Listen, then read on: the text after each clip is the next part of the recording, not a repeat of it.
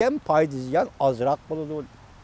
Ben maqul demesem payda ziyan azırak buludu ki, maqul desem texeme köp buludu ki, şunu ben maqul demeymen dep bugün Xitay bilen Amerika Qo'shma Shtatlari savdo, siyoset, tijorat sohasida elishyapti.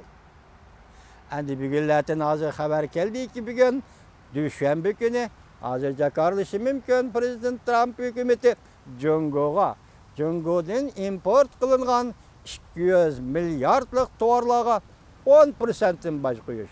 O'tgangi zamonlarda 25% degan edi.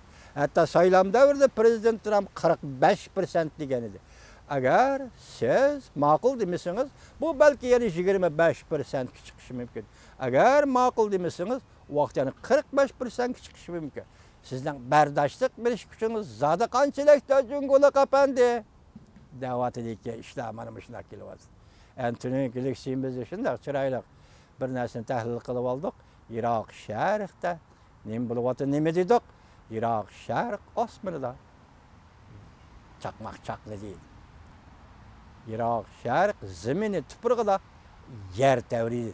Bu yerda deganda ham savdo tijorat vaqt paytlari.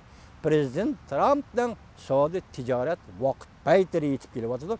Ham diplomatiya, tashqi siyosat jihatdan aytganda hozir sharqiy Shimoliy Osiyoda bir o'zgarish davri yetib kelyapti.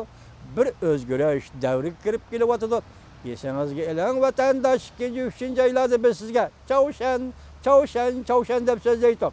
Bugun oxirgi natijaning nima bo'lishidan qat'iy nazar, Chavshan hozirgacha kapsizlik qilmadi, o'zining yo'lidan taymadi, bagan Prezident Trump bagan va'dasi yonmadi deyli. Bugungi kunigacha demak hozir Chavshan masalasi qaysi holda bo'lsin, jim sukunat ichiga tushdi.